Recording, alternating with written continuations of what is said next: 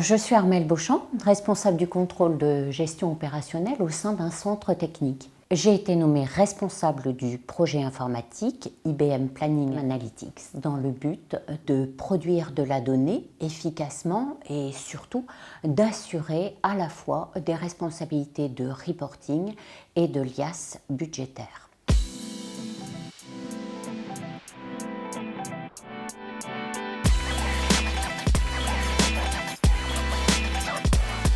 Nous sommes un centre technique, c'est vrai, mais nous avons les mêmes exigences qu'une entreprise privée. Et à ce titre, les décisions de gestion sont pour nous très importantes. Nous avions deux besoins très fortement inscrits depuis une dizaine d'années. C'est le reporting dans la mesure où il est nécessaire que tous ces indicateurs soient centralisés, mais également validés par les opérationnels.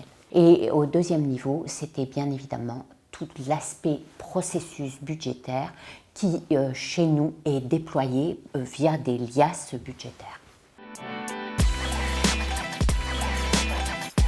L'évolution du groupe a fortement contribué au choix du produit IBM Analytics. Nous étions monosite, mono-entité.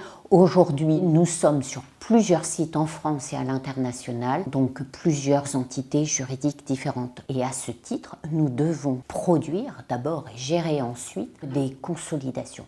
Les intracos et les intercos de nos jours à la main, ça n'est plus possible. Et puis, nous avions un outil qui nous produisait effectivement le reporting, mais malheureusement trop limité au niveau du processus budgétaire. De plus, cet outil n'est plus maintenu aujourd'hui par l'éditeur.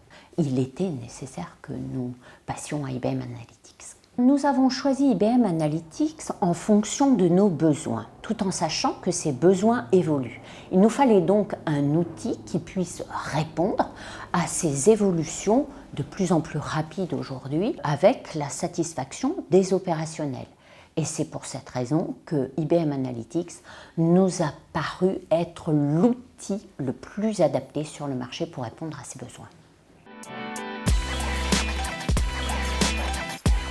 Le choix de l'intégrateur a été essentiel pour nous. Nous avions plusieurs entreprises qui proposaient le produit IBM Analytics, mais notre choix s'est concentré donc sur un intégrateur dans la mesure où nous avions eu un contact plus que favorable et très positif avec les intervenants. Étant donné la sensibilité des données financières au sein du groupe, nous avons souhaité déployer l'outil uniquement au niveau de la direction administrative et financière, de telle façon que pour les opérationnels, l'opération soit transparente. Dans un second temps, nous souhaitions donner aux utilisateurs la faculté de pouvoir utiliser l'outil en reporting, puis en période budgétaire, de pouvoir réaliser directement ces liasses budgétaires sur l'outil.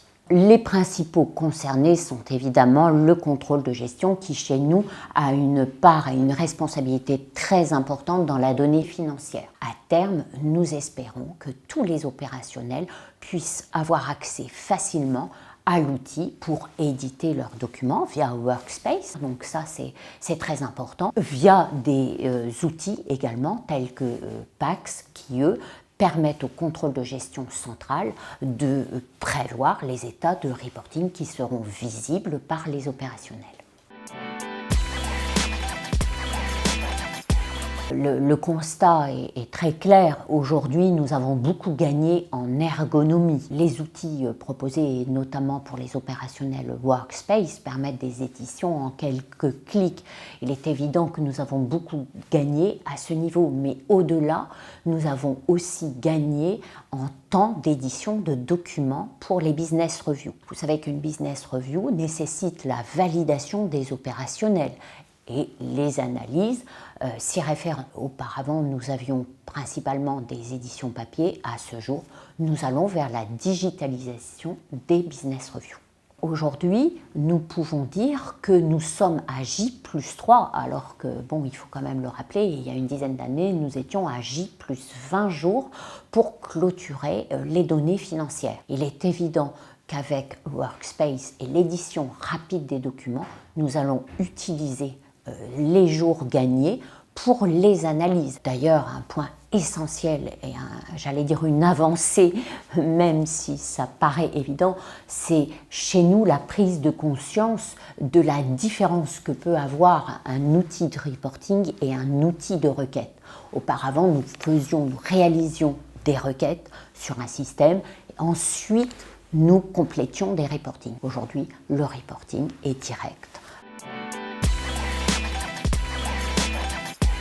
Nous utilisons aujourd'hui deux plateformes essentielles qui sont Workspace pour tout ce qui concerne les éditions de documents avec ses facilités de pouvoir diffuser très rapidement l'information et de permettre aux opérationnels par quelques clics d'obtenir ce dont ils ont besoin. Et puis nous travaillons nous plutôt au contrôle de gestion centrale sur PAX qui lui nous permet la création des états de reporting qui seront ensuite diffusés sur Workspace.